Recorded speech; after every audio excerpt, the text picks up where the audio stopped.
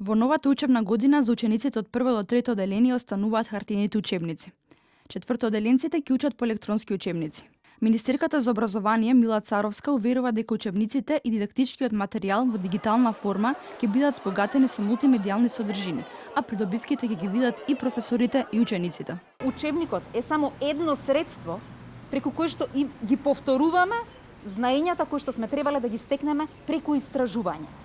Учениците ќе бидат повикани да разгледуваат различни извори на информирање.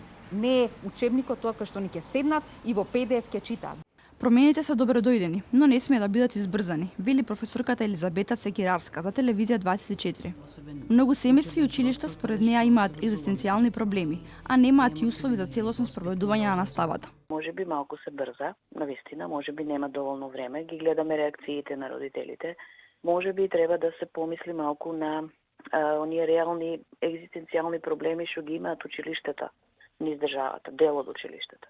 Во смисла на тоа дека имаат проблем самите училишта околу санитарните јазли, она што е навистина базичен проблем.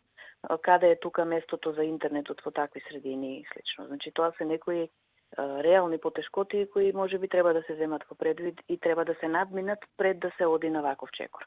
И од првата детска амбасада Меѓаши вела дека за промени е потребно време и анализи, за да се дискутираат можните проблеми од кои ќе се видат позитивните и негативните страни.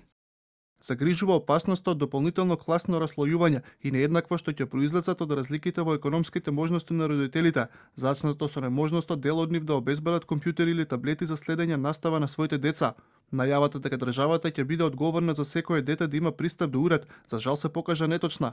Државата не успеа да обезбеди доволен број уреди, па децата истите ги добиваат преку индивидуални донации, но и преку заеднички акции. И по горните оделенија од следната учебна година ќе имаат електронски учебници кои етапно ќе се воведуваат во наставата. За учениците со оштетен вид ќе се изработуваат и учебници на Брајево писмо.